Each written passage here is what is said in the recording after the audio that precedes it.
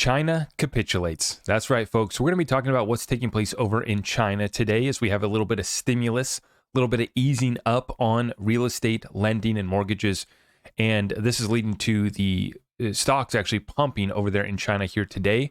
But I'm going to show you guys what to look out for because we've got to dig a little bit deeper. And then I'm going to bring this back home over in the West. How is this going to impact our markets over here? Primarily talking about the real estate impact that's going to be felt by the China capitulation that's taking place right now. So let's get right on into it, folks. We're going to be covering this from Bloomberg. Their report here today, property stocks lead China rally as stimulus measures lift mood. Hong Kong markets reopen after typhoon-related closure on Friday. That's right. So the markets were actually moving back down, and they got the excuse of being able to close the markets there typhoon-related as the typhoon just came in on Friday. And foreign investors bought most mainland stocks since July 31st.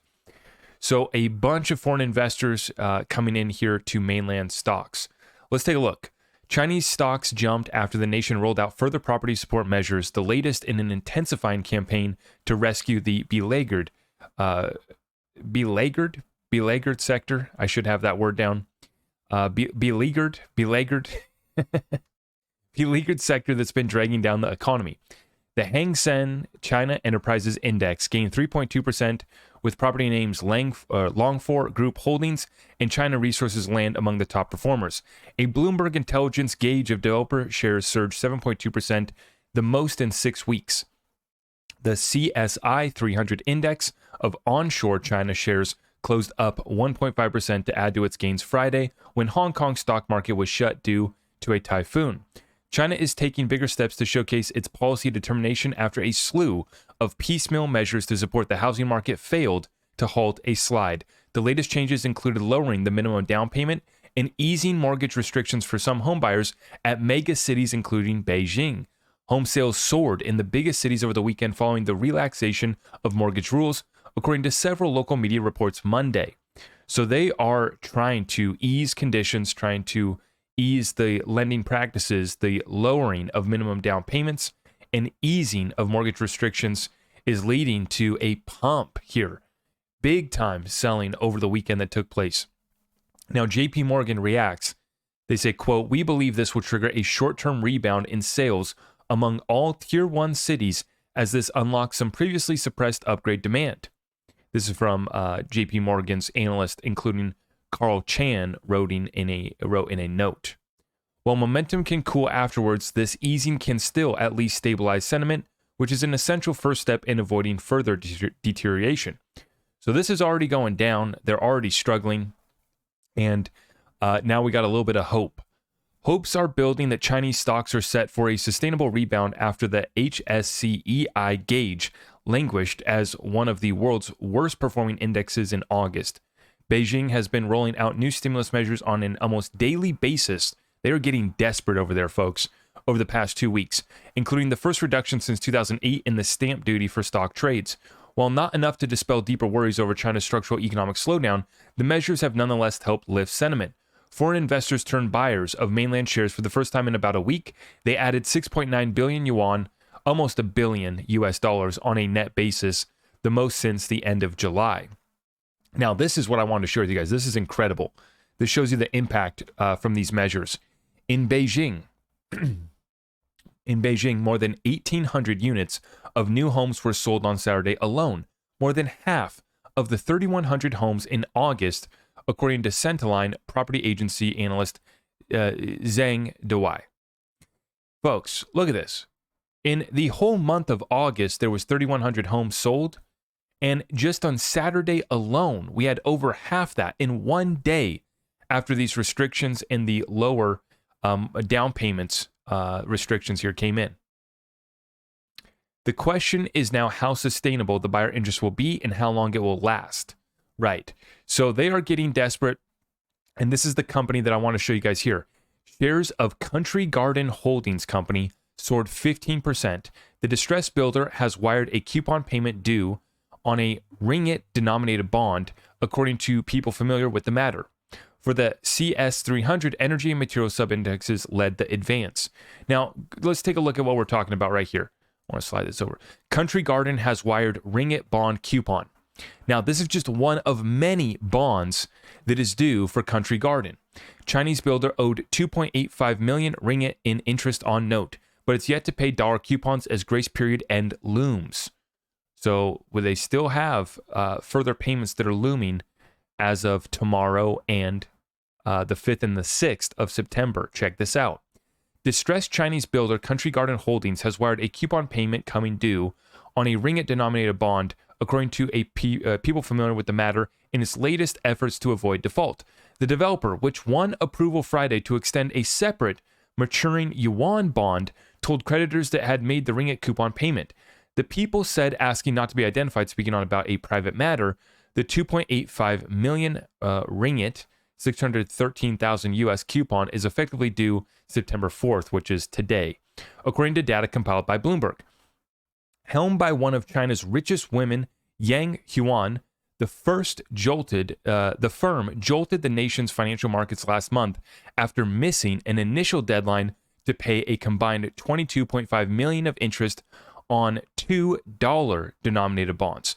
The clock is ticking to make those payments before a grace period that ends September 5th or 6th or risk default. The firm told creditors it is yet to have made those payments, and Country Garden did not offer comment. Now, here's another article. Country Garden has just days to avoid default on dollar bonds. So while the markets, and this is what's happening over in the US as well, right? The markets are moving so irrationally, and they pump off of any speculation that things are going to ease up, that things are going to get better, right? And now we haven't seen the Fed take measures like they are over there in China, where they're easing up on your down payment, your mortgage. We've seen some of that over here in the US, right? Zillow now offering a 1% down payment program, right? So I guess there has been some, but they don't even play around with it over in China. It's just top down.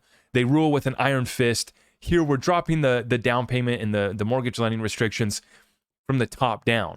Whereas here in the United States, it's Zillow, it's other folks that are willing to take on more risk that are offering these subprime products. But as always, the stocks these days moving based off the speculation, and so they're rallying. But when you look, the devil is in the details on what's actually taking place. Country Garden was a stock that just rallied 15%. Meanwhile, they have just days to pay off these bonds before they default. The grace period ends September 5th and 6th on 22.5 million of interest. Yuan bond extension ringgit coupon payment bought some time. So as we covered, they were able to make the payment, but now they're looking at some more. Now, I want to show you guys just how big this problem is. The builder that has about 187 billion of total liabilities, making it among the most indebted property firms in the world, must pay a combined 22.5 million in dollar no interest within a grace period that ends September 5th and 6th. That's the next major test after it honored some coupon payments in recent days and secured an extension on some yuan obligations. Failure to pay the dollar interest within the grace period would allow creditors to call a default, which could risk worse fallout than from China Evergrande's group in 2021. That's right, folks. This will be way worse than China's Evergrande, which we're still feeling the impacts of that, actually, right? They actually, finally just filed for bankruptcy over here in New York, I believe, right? Or I'll have to go back and look at what that was, but we're still feeling the impact of that from 2021 China Evergrande. And this is a company that's actually way bigger. Given Country Garden has 4 times more property projects, it told creditors it had yet to make the dollar interest payments, people with the familiar matter said Sunday. Now, its shares lifted 14.6% on Monday. It remains down 61% this year. Most of its dollar notes are still indicated at deeply distressed levels, ranging from 9 cents to 13 cents even after rising Monday. So you're going to get 9 to 13 cents on the dollar on these bonds. Who wants to take that deal? Now, folks, this is, what we continue to see. These governments are backed into a corner, right? And every time you take one of these measures, you devalue your currency. So that's why we call it a currency, a debt, and a liquidity crisis. So this is putting a Band-Aid on it. This is giving the addict one more shot, one more, fix, right? But at the end of the day, the patient will die, right? right? You can give them some numbing pain, they're still going to die. And that's these fiat currencies that we're seeing destroyed in real time around the world. Some countries willing to do, a lot more, willing to take more drastic measures to keep their economy afloat. That's what we're seeing over here in China right now with these measures, which will ultimately fail.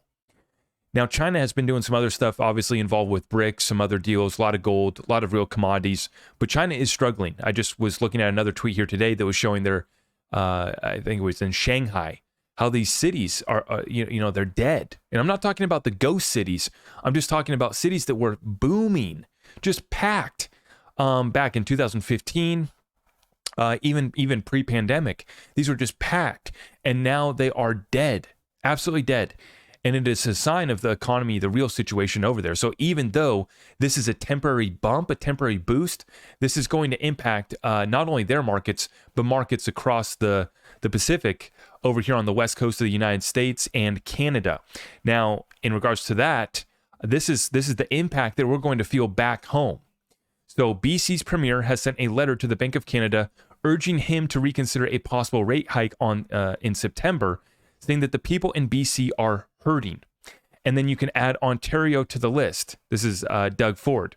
Yesterday, I wrote to the governor of the Bank of Canada echoing Premier Dave Eby's call to stop raising interest rates.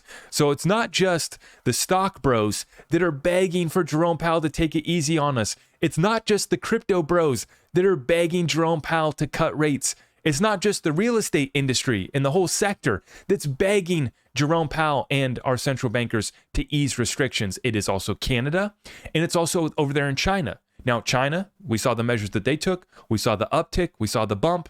It's another fix. How long will it last? Doesn't matter. The trajectory on where we go is what we need to focus on. And that is going to be the West Coast markets continuing to get absolutely hammered. What am I talking about?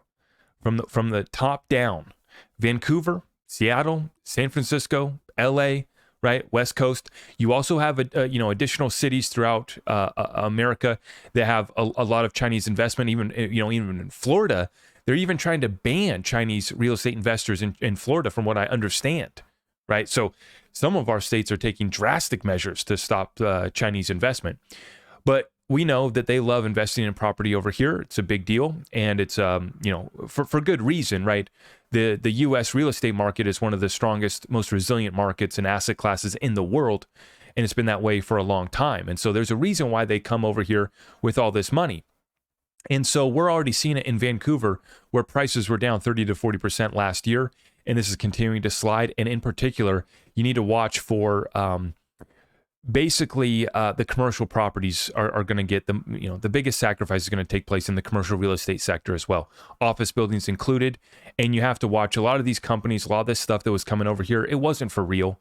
You don't want to call it, I don't want to call it money laundering, but it was getting money out of China as fast as possible and dumping it over here and securing it over here in the West as quickly as possible. That's what they were doing, right? And so markets like Vancouver, Seattle, San Francisco went nuts, along with the tech boom and everything else there, right? Now we're coming back down to reality. Now we're figuring out where the market's going to go next, as the central bankers around the world are not easing up. Right now over in China, they're starting to ease up, but they're begging up there in Canada for their central bank to ease up and not continue raising interest rates. And the market's, obviously begging Jerome Powell down here as well to stop raising interest rates. And a lot of folks, this is the cheerleading that's been coming from the mainstream financial media and the folks that are obviously, within these markets, just hoping and praying that Jerome Powell won't raise rates again. With these most recent job numbers that came out last week in the United States, everybody's saying, okay, now Jerome Powell realizes that he's hurt the U.S. workers. The jobs numbers are bad. He's going to ease up on us. It is the complete opposite. He does not care. They don't care about sacrificing the middle class and poor. In fact, some would argue, I would argue, that is part of the plan to squeeze out the middle class and poor, to usher in a great reset, to restructure the debt, reset the currencies, right? And that is what we're seeing in real time. I don't expect this to slow down. All I, expect is further little fixes, temporary bumps, temporary easing, okay? but the trajectory is not good for China, not good for Canada, not good for the US. This is a global recession that we have now entered. And so all of us worldwide need to understand that, and we need to make sure that we're taking the proper measures to not only continue making our money, but protecting our wealth. And then, God willing, we can find some opportunities to multiply it as well.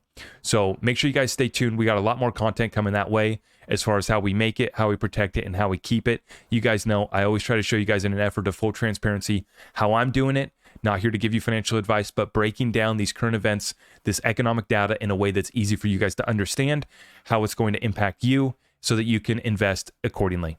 With that being said, if you guys could smash it for me on the way out, I would greatly appreciate that. And I'll see you in the next one. God bless.